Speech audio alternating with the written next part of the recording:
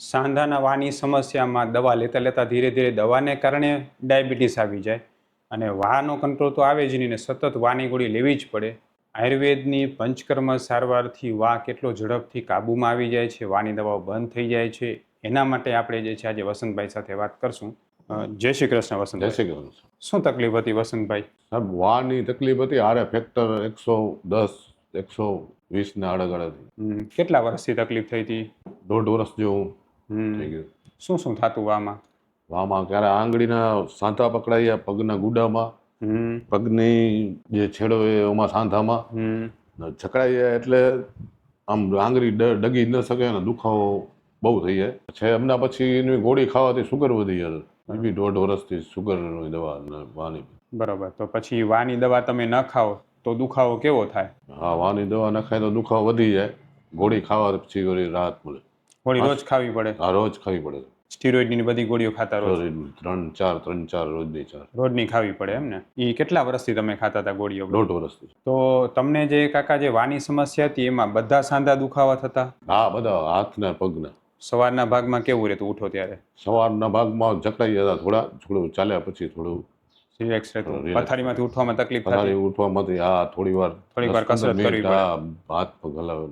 અને એના માટે વા માટે તમને એટલા વર્ષથી તકલીફ હતી, તમે લગભગ અલગ અલગ કેટલા ડોક્ટરને મળ્યા હશો વા માટે?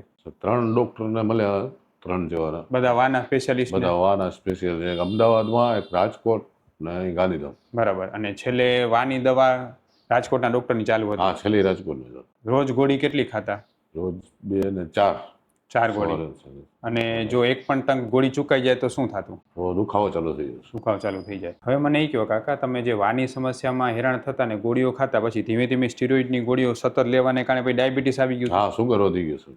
સુગર વધી ગયું એમ ને? પછી એની ગોળી ચાલુ કરી? અને પછી આ સુગરની ગોળી ચાલુ થઈ. તો પછી આટલા સમયથી વા હેરાન હતો તો આપણી હોસ્પિટલમાં તમને જાણ કઈ રીતે થઈ કે અહીંયા ટ્રીટમેન્ટ કરાવી એમ? જાણેલા અંજારના એક દોસ્તાર છે, હમ તો એમને મને જાણ કરી કે અહીં તમે એકવાર બતાવી જો. બરાબર છે. અને તમે રહ્યો ક્યાં છો? ગલપાદર. ગળપાદર રહ્યો છો, ગાંધીધામની નજીક. બરાબર. ગાંધીધામ. તમે અહીંયા આવ્યા, આપણે પંચકર્મ 7 દિવસ સળંગ ટ્રીટમેન્ટ કરાવી, તમારી રેગ્યુલર 2 મહિના દવા થઈ, કેવું લાગે તમને હવે? ફર્સ્ટ ક્લાસ સાહેબ, હમ. બિલકુલ. તમારી 2 મહિનાની ટ્રીટમેન્ટથી કોઈ સોજાઓ દુખાવો કે કશું નહીં. બધું નીકળી ગયું? હા, બધું નીકળી ગયું. અને વાની બધી ગોળી બંધ થઈ ગઈ? બધી ગોળી બંધ 2 મહિનાની. જે રોજની 4 ગોળી ખાતા હતા બિલકુલ બંધ 2 મહિના. સાવ બંધ? પાકું?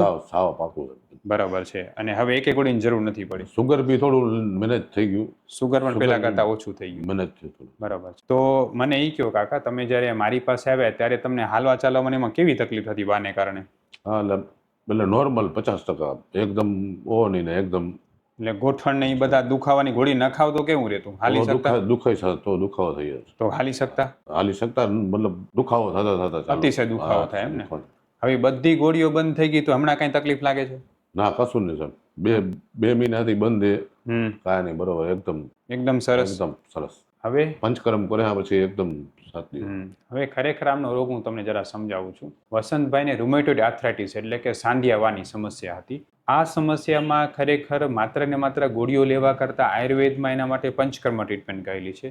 અમે એમને 7 દિવસ સળંગ પંચકર્મ સારવાર કરાવી, જેનાથી લોહીમાં જે વાના તત્વો બને છે ને એ ઓછા થાય.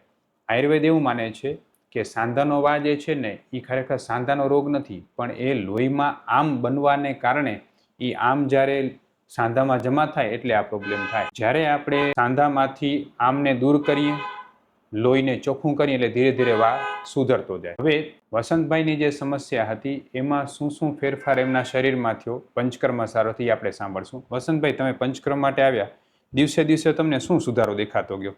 દિવસે સર 10-15% સુધારો દેખાતો ગયો. 5-7 દિવસમાં મતલબ 60-70% સુધારો થઈ પડી ગયો. ગયો. અને જે સાંધા એકદમ ફ્રી થવા લાગ્યા? સાંધા ફ્રી થઈ ગયો. ગોળીઓ સાવ બંધ? ગોળી તો બિલકુલ બંધ. હાલવા ચાલવામાં કેવું લાગતું?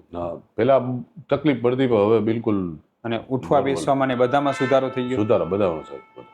હું ડૉક્ટર વિશાલ પંડ્યા, એક MD આયુર્વેદ ડૉક્ટર છું. મેં મારો 10 વર્ષ સુધીનો MD આયુર્વેદનો અભ્યાસ જામનગરની વિશ્વ પ્રસિદ્ધ આયુર્વેદ કોલેજમાંથી કરેલો છે. 2011થી ગાંધીધામ કચ્છ ખાતે NABH માન્યતા પ્રાપ્ત પંચકર્મા આયુર્વેદ હોસ્પિટલ ચલાવું છું. અમે લોકોએ આયુર્વેદ સારવારથી હજારો દર્દીને સાજા કર્યા છે. તેના વિડીયો રિવ્યૂ અમારા આ જ ફેસબુક, ઇન્સ્ટાગ્રામ કે યુટ્યુબ ચેનલ ઉપર છે, જે જરૂર જોવા અને જાણો કે કેવા કેવા જૂના રોગો કેટલા ઝડપથી સાજા થયા છે. અમે 2 રીતે સારવાર કરતા હોઈએ છીએ. સૌથી પહેલાં તો કચ્છ કે એની આસપાસના દર્દીઓએ હોસ્પિટલમાં રૂબરૂ બતાવવા માટે આવવું, અને બીજું કચ્છથી દૂર રહેતા દર્દીઓ માટે ઘર બેઠા ઓનલાઈન દવા પણ મંગાવી શકે છે. વધુ માહિતી માટે નીચેના નંબર ઉપર હાય લખીને વોટ્સએપ કરો, એટલે તમને ફીસ કેટલી છે, કોર્સ કેટલો કરવો પડશે વગેરે માહિતી વોટ્સએપમાં મોકલી આપશું. હવે આ જ વસ્તુ હું તમને કહેવા માગું છું કે તમે કોઈ પણ જગ્યાએ આયુર્વેદની પંચકર્મ સારવાર કરાવો તો એકદમ સ્પષ્ટ ધ્યાન રાખો કે આયુર્વેદના નિષ્ણાત પંચકર્મ સારવારના ડૉક્ટર હોય એની પાસે જો પંચકર્મ સારવાર વ્યવસ્થિત થાય ને તો વાના કોઈ પણ રોગમાં કાબુ ઝડપથી આવે. વસંતભાઈને જે વાહ હતો રૂમેટોઇડ આર્થરાઇટિસ, આયુર્વેદમાં એને આમ વાત કહેવામાં આવે છે, એમાં એકમાત્ર ઉપાય કીધો છે સ્વેદન અને પંચકર્મ.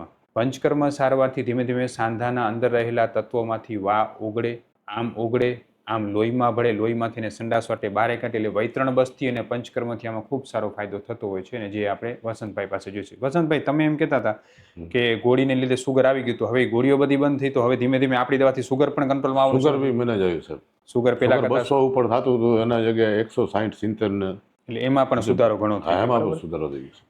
વસંતભાઈ, તમારો જે વિડીયો છે ને એ વાના દર્દીઓ માટે ખૂબ ફાયદો થશે, બરાબર? એ લોકોને સમજાશે અને આયુર્વેદમાં શ્રદ્ધા વધશે. એના માટે આપણે આ વિડીયો યુટ્યુબ, ઇન્સ્ટાગ્રામ, ફેસબુકમાં મૂકી શકીએ. ના ના, 100% સર, ફર્સ્ટ ક્લાસ. તમે વાના દર્દીઓને 100% શું સર. કહેશો?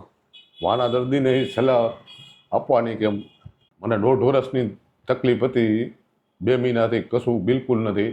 વસંતભાઈ, તમે જે ગોળીઓ ખાતા, લગભગ તમે 1.5 વર્ષ વિલાયતી ગોળીઓ કરી, હા, કેટલો ખર્ચો થઈ ગયો છે તમને આશરે? નો ખર્ચો સાહેબ 60 70 હજાર, બધા ટેસ્ટ ને બધું, લેબર રિપોર્ટ ને બધું. એ બધા ખર્ચા કરવા છતાં ને ગોળીઓ ખાવા છતાં પણ કાંઈ ફાયદો થતો? કાંઈ નહીં, ગોળી ખાવ નહીં તો તકલીફ છે. બરાબર. હવે તમે મને એ કહો કે આપણી તમે દવા લીધી એનાથી પહેલા તમે લગભગ જે છે 1.5 વર્ષ દવાઓ ખાધી, બરાબર? 3-4 અલગ અલગ ડોક્ટર બદલાવ્યા, રોજની 4-5 ગોળી ખાવી પડતી, હા 70-80 હજારનો ખર્ચો કરી નાખ્યો હા, હશે, બરોબર છે? છતાં આપણી દવા 2 મહિનામાં પંચકર્મ ને 2 મહિનામાં જે દવા તમને લાગુ પડી એટલી બીજી કોઈ દવા લાગુ પડી? ના, બિલકુલ નહીં સર.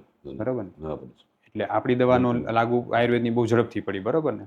બિલકુલ 2 મહિનામાં જે બિલકુલ ફરક ખબર નથી પડતી. હવે સવારના જકડાટ, હા, બધું બંધ થઈ ગયું. દુખાવો, આ તે બધું બંધ, બધું આરામથી હાલી ચાલી શકો, બધું રેગ્યુલર નોર્મલ માણસની જેમ, બરોબર છે? normal. એટલે ખરેખર આયુર્વેદની પંચકર્મ સારવારમાં આ તાકાત છે કે વાના કોઈ પણ રોગમાં એ ઝડપથી ફાયદો કરી શકે છે. અને આ વિડીયો આપણે વાના દર્દ સુધી ખાસ મોકલો, જેથી એમને સમજાય કે આયુર્વેદની પંચકર્મ ટ્રીટમેન્ટ જ વામાં જરૂરી છે. ખૂબ ખૂબ ધન્યવાદ કાકા. જય શ્રી કૃષ્ણ. જય શ્રી કૃષ્ણ.